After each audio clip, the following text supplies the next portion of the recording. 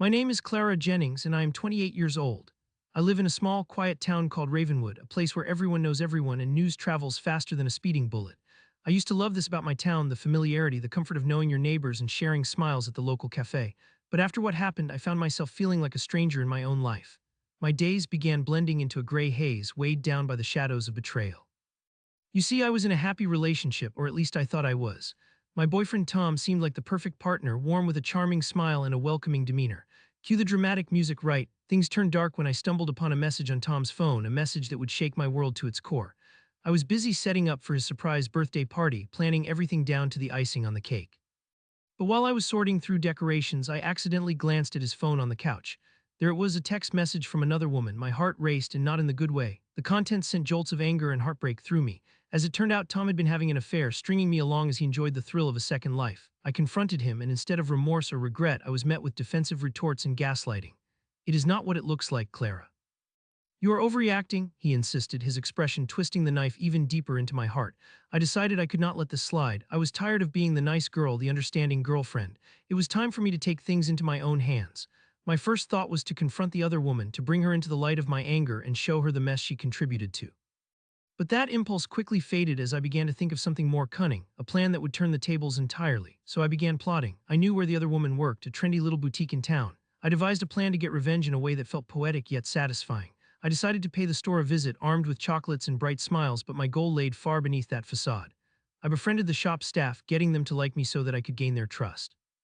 With each conversation I shared, I slipped more and more bits of insidious gossip about Tom, planting seeds of doubt.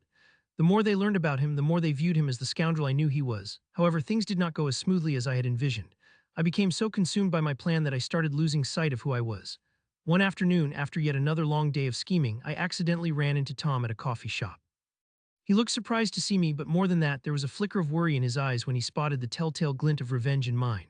I wanted to lash out, to call him out in the middle of the cafe, but part of me faltered. When I left the shop that day, I was feeling as low as I had ever been, filled with anger towards not only Tom but myself for allowing this to happen.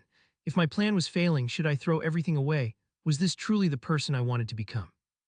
Overwhelmed, I started to doubt if my revenge was worth it.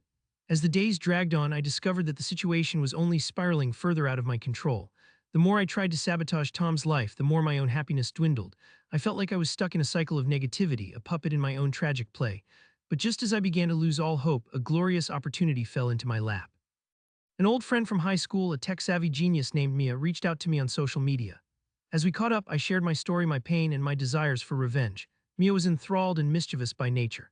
When I asked if she could help me with a way to expose Tom for the liar he was, she loved the challenge. She suggested creating a fake social media account and turning it into a digital persona, that of someone even more glamorous than the woman involved. With her skills in technology, we constructed a fake but beautiful profile, complete with fictitious photos and an exaggerated life. Over the next few weeks, I interacted with Tom through this fake account. I flirted with him and gave him just enough affection that he almost bit at the bait. And then one day, I pushed it further than I planned, arranging to meet him, telling him about this amazing weekend getaway where everything seemed perfect. I could see the desire in his eyes whenever he spoke with the persona. The truth was, I waited for that moment, the moment when he would choose her over me, forgetting who I truly am. The crushing weight lifted when I witnessed him falling for my trap. As I prepared to reveal the truth, the tension between punishments and hidden desires seemed to collapse. We arranged a fateful meeting, and when he arrived, ready to meet his newfound love, I stepped out from the shadows. The look on his face was priceless. It was a mixture of surprise, horror, and a dash of regret, but mostly he was caught red-handed. I stood there, feeling powerful as I confronted him, calling out his lies. "Did you think you could play both of us? Did you think I would not find out?" In that moment, I felt an overwhelming sense of satisfaction flooding my veins. Tom's defeat was evident, and the guilt that he tried to bury started spilling out of him, ugly and raw. Pleased with how my plan unraveled, I turned to leave, but realized that I had gained not just revenge but a new sense of confidence. I had found my voice, and I was no longer the girl who would let someone walk all over her. My newfound strength echoed in Ravenwood. I felt empowered as I walked away from Tom, leaving him gasping for help as I exited the scene of my own dramatic saga. In the end, I emerged from the chaos and learned that revenge can come with consequences, and that sometimes it can lead us to discovering a new path entirely. I found solace in the fact that I would move on. I started focusing on rebuilding myself, letting go of the lingering shadows of my betrayal.